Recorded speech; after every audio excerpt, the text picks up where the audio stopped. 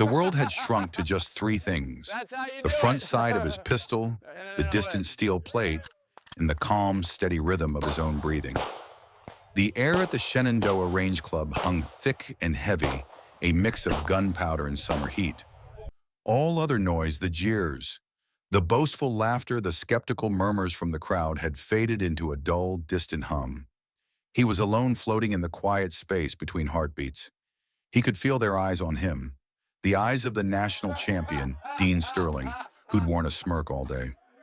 The eyes of Staff That's how Sergeant you Knox, the hulking do Marine, whose taunts had been the it. loudest.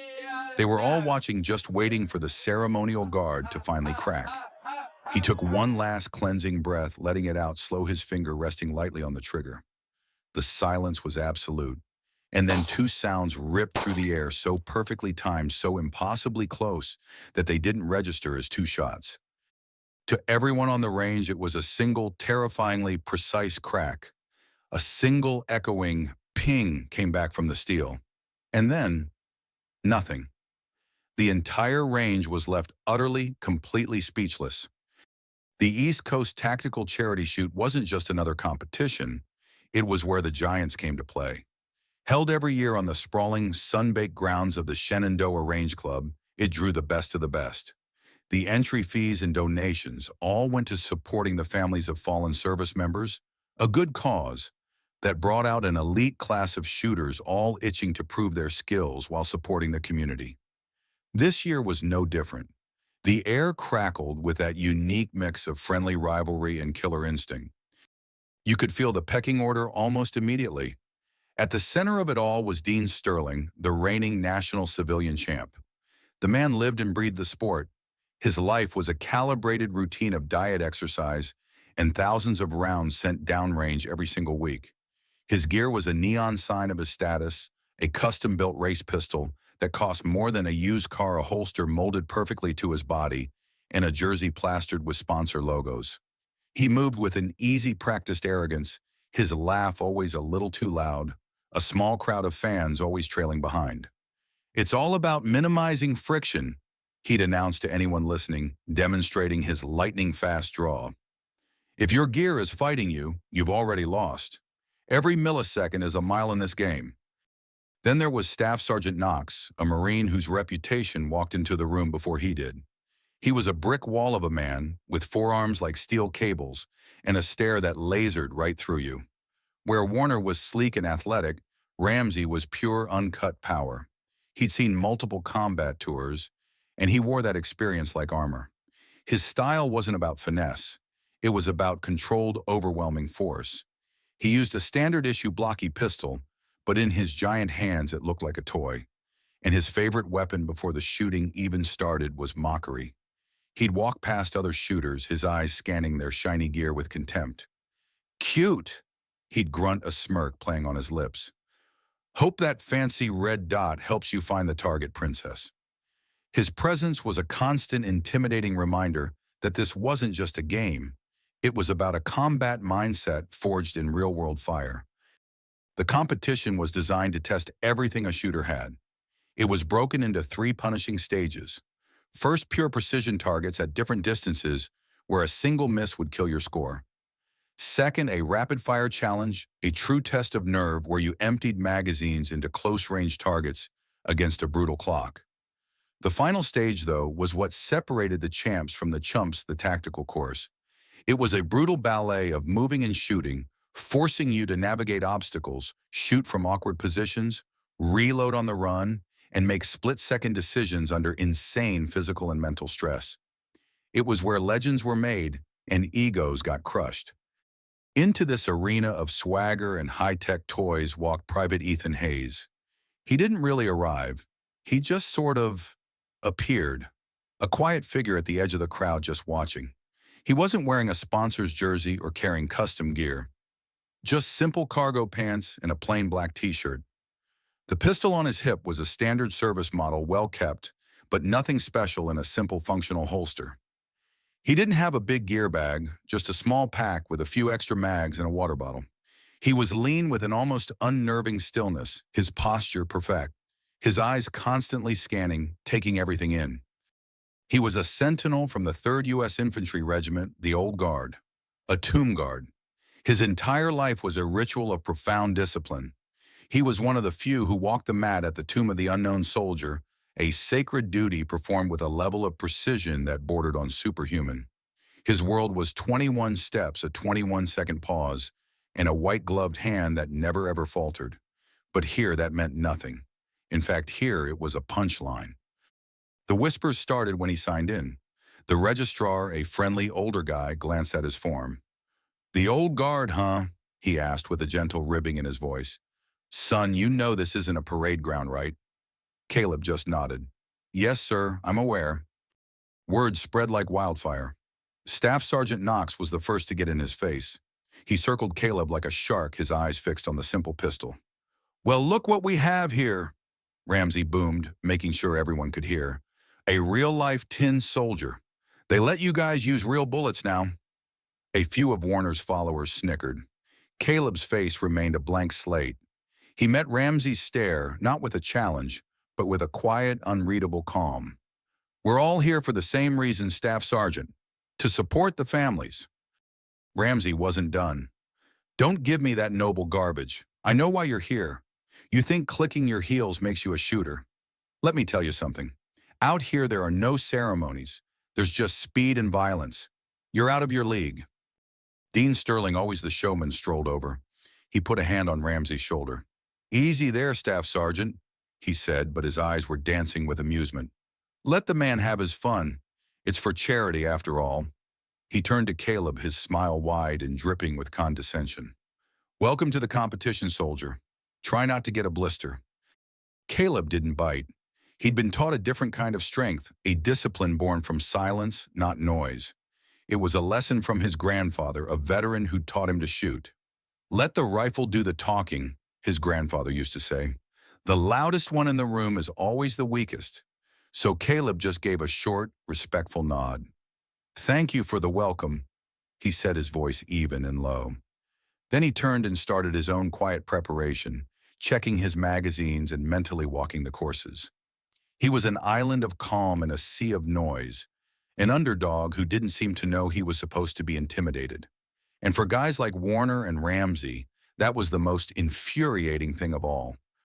The first stage was a cold, hard test of pure marksmanship, the precision stage.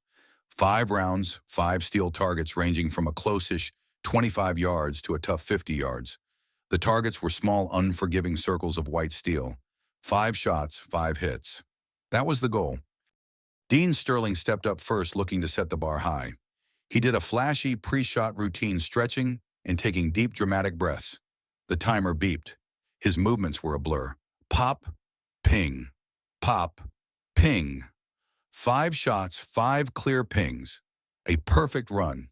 He turned to the crowd with a grin and a tip of his cap soaking in the applause.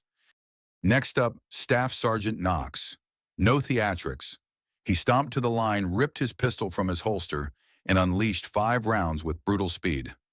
Bang, ping, bang, ping. Each shot was a controlled explosion. He also cleared the stage perfectly, his face a mask of grim satisfaction. The message was clear: perfection was the only option. The pressure built.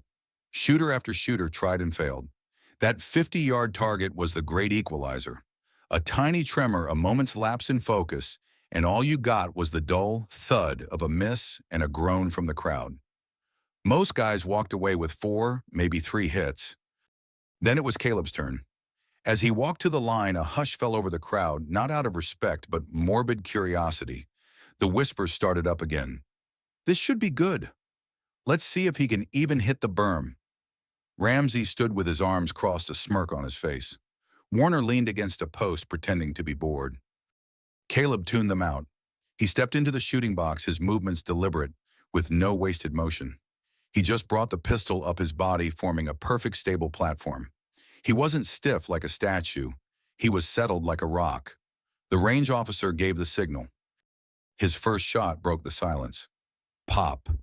And a split second later, a sharp ping from the 25-yard target. He transitioned to the next one, his upper body barely moving. Pop. Ping. And the next. Pop. Ping. Pop. Ping. Now he was on the final 50-yard plate, the one that had broken so many others.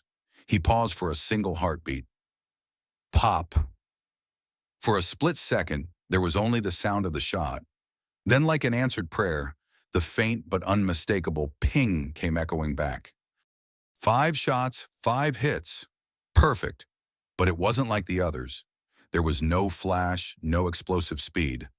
It was just clean, clinically, quietly perfect. He lowered his weapon, cleared it, and walked off the line without a change in expression. The crowd gave a scattered, almost confused round of applause. They'd expected him to fail. They didn't know what to make of this silent, methodical precision. Ramsey's smirk was gone, replaced by a flicker of disbelief. Warner just raised an eyebrow.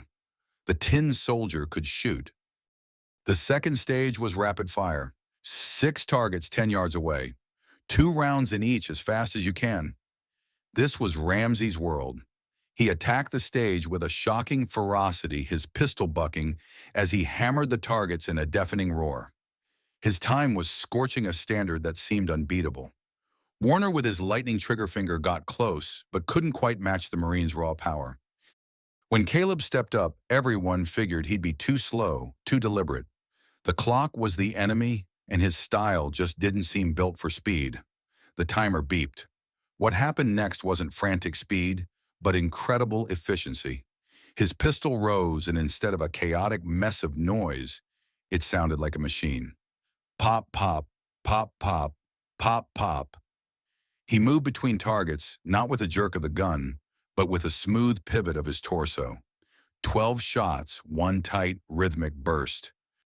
When the time was announced, a shockwave went through the crowd. He hadn't beaten Ramsey, but he was less than half a second behind him. When they checked the targets, everyone saw why. Ramsey's and Warner's shots were all in the center mass zone good enough. But Caleb's on every single target. The 2 bullet holes were so close they were practically touching a perfect figure 8. It was a level of control that shouldn't be possible at that speed. He hadn't just hit the targets, he'd dissected them. The mockery had died. Now there was just a tense, watchful silence. The ceremonial guard was no longer a joke. He was a contender. After the first 2 stages, the leaderboard was telling one hell of a story. As expected, Dean Sterling and Staff Sergeant Knox were neck and neck for first place. But the real shock was the name in third, just a handful of points behind them. Private Ethan Hayes. He'd become the quiet storm of the competition. His perfect precision and unnerving consistency put him right in the hunt. The whole mood of the event had shifted. The smirks were gone, replaced by narrowed eyes. Competitors who wouldn't have given him a second look were now watching his every move, trying to figure out how this quiet soldier was keeping pace with the titans of the sport. The final stage, the tactical course, was worth more points than the other 2 combined. This was it, the tiebreaker, the stage that would crown the champion. The pressure was so thick you could taste it. Ramsey wasn't openly hostile anymore. Now he was just cold and focused. He saw Caleb as a real rival who needed to be put down. He paced back and forth, flexing his hands, his jaw clamped tight. This was his home turf combat, shooting, thinking, and moving under fire. He was going to show everyone the massive gap between a real warrior and a tomb guard. Warner was trying to keep his cool, breezy confidence, but you could see the tension in his smile. He was a performer, and the thought of being upstaged by a total unknown was clearly getting to him. He spent his time obsessively cleaning his pistol, his usual jokes replaced by a tense silence. His reputation was on the line. Losing to Ramsey was one thing, but losing to a no-name was unthinkable. And Caleb, nothing changed. While the others paced and chugged energy drinks, he stood calmly, his eyes fixed on the final stage. The course was a shooter's nightmare. It started with a sprint to a barricade for shots through narrow openings. Then a zigzag run through obstacles to a simulated room-clearing exercise with pop-up targets. The final leg was an open sprint to a distant steel plate that you had to hit twice a double tap to stop the clock. It demanded a perfect blend of speed, accuracy, agility, and mental toughness. As the top 3 got ready, the atmosphere was electric. The whole crowd had gathered, hooked by the drama. This wasn't just a charity shoot anymore. It was a showdown. The loudmouth Marine, the celebrity champion, and the silent soldier. Each man stood for a different way of doing things, and this final brutal stage would decide which one was supreme. The tactical course was a monster. They called it the gauntlet. For a reason, it had broken more shooters than it had made. It was pure design chaos. Staff Sergeant Knox went first, and his run was an act of pure aggression. He exploded from the starting box. He didn't just run the course, he attacked it. He slammed into the barricade, his pistol barking. He moved with a heavy ground-eating stride, a blur of motion. In the simulated room, his movements were pure instinct, pivoting and firing. His reloads were brutally fast, slamming the fresh mag home with a crack. He hit the final sprint, breathing hard but never slowing. He skidded to a stop, raised his pistol, and hammered the final steel plate. Bang, ping, bang, ping. The clock stopped. The time was insane, a new course record. The crowd roared. Ramsey, chest heaving, allowed himself a grim, triumphant smile. He'd thrown down the challenge. Next, Dean Sterling. If Ramsey was a battering ram, Warner was a rapier. His run was a masterclass in graceful efficiency. He seemed to glide through the course. His shooting was surgical, his race gun popping with startling speed. He flowed through the barricade, engaged the pop-ups with a dancer's agility, and reloaded like a magician. It was a beautiful performance. He crossed the final stretch, his face a mask of intense concentration, planted his feet, and his pistol spit 2 rounds so fast they almost sounded like one. Pop, ping, pop, ping. The crowd erupted again. The timer flashed. He was faster. By less than 1/10 of a second, he'd beaten Ramsey's record. Warner pumped his fist, his cool finally breaking. The championship was his. And then there was Caleb. He walked to the starting line, the last man to run. The crowd was still buzzing from the last 2 runs. For them, it was over. They had just witnessed history. Caleb's turn felt like an afterthought. Ramsey stood with his arms crossed, his face unreadable. Warner was already shaking hands, a wide, victorious grin plastered on his face. The timer beeped. Caleb moved. But it wasn't Ramsey's charge or Warner's glide. It was something else. He just flowed. He moved with a total sense of purpose, like he was the only person in the world. Every step, every angle was perfect. At the barricade, he didn't slam into it. He arrived, his pistol already rising. His shots were calm, measured, impossibly fast. Pop, ping. Pop, ping. He moved through the obstacles, not with explosive speed, but with a liquid efficiency, his weapon always pointed toward the next threat. In the room-clearing section, he was a ghost. He didn't react to the targets. He seemed to anticipate them, his pistol meeting them the instant they appeared. His reload wasn't a show. It was a seamless, subconscious action, done with the quiet confidence of 10,000 repetitions. No wasted energy, no hesitation. The entire run was one long, unbroken motion. The crowd had gone dead silent. The chatter died. Everyone was frozen watching this impossible display. Ramsey leaned forward, his mouth slightly open. Warner's victory smile had melted away, replaced by a look of complete bewilderment. They were watching something that broke all the rules. It wasn't about power or flash. It was about perfection. He reached the final sprint.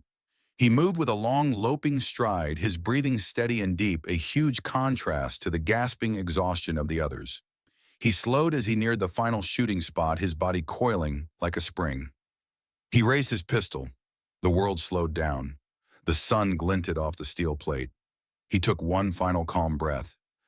And then he fired. 2 shots tore through the air, so close, so perfectly timed that they created a single shockwave, a sound like ripping canvas. For a moment, there was just the report of the gun, and then a single pure harmonic ping rang out from the final target. Not 2 impacts, one, a perfect double tap, 2 bullets striking as one. The clock stopped. For a long moment, the entire range was absolutely silent. The only sound was the wind and the fading echo of that single impossible ping. The silence was deafening. It held for 5 solid seconds, a collective moment of stunned disbelief. Everyone, competitors, spectators, officials, stood frozen trying to process what they'd just seen. The range officer, a guy who'd seen hundreds of competitions, stared at his stopwatch like it was from another planet. He looked at the timer, then his watch, then back at the timer. He blinked, shook his head, and keyed his mic. His voice when it came was strained with awe. "Shooter is clear. The time, the time is..." He paused, leaning in closer. "The time is a new course record."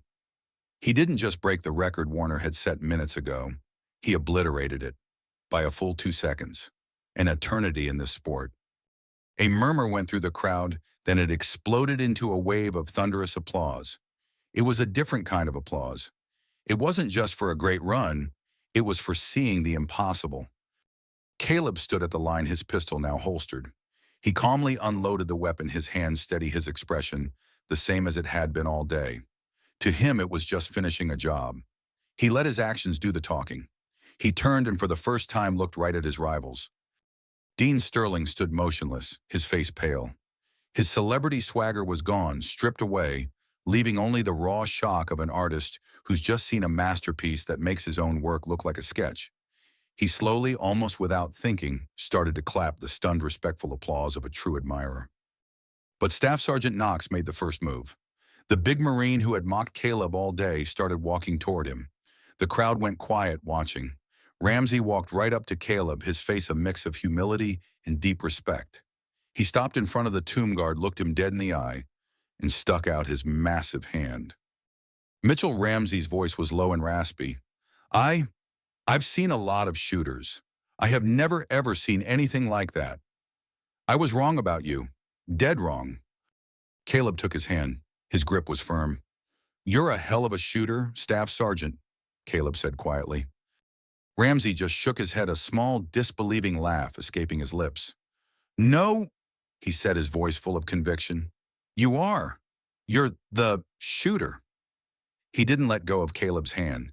Instead, he pulled him into a rough, one-armed hug, clapping him hard on the back. It was a gesture of total, unconditional respect, a warrior acknowledging a master. Stories like this about quiet professionals and earned respect are what this community is all about. If you believe actions speak louder than words and want to see more content that celebrates real skill and honor, make sure you hit that subscribe button and turn on notifications. Let us know in the comments what part of Caleb's run impressed you the most. Private Ethan Hayes won the charity shoot, but he left with more than a trophy. He left with the hard-won respect of his peers. The story of his run became an instant legend at the Shenandoah Range Club. For years, shooters would talk about the day the quiet tomb guard showed up and rewrote the definition of perfection. They'd talk about his calm, his flawless mechanics, and of course the impossible sound of that final single ping. The next year, the club's board officially renamed the tactical course. It wasn't the Gauntlet anymore. It was and would forever be Mitchell's Range. It was a permanent tribute, a reminder to every shooter who stepped up to that line that real strength doesn't come from the loudest voice or the fanciest gear. It comes from discipline, quiet confidence, and a deep sense of honor.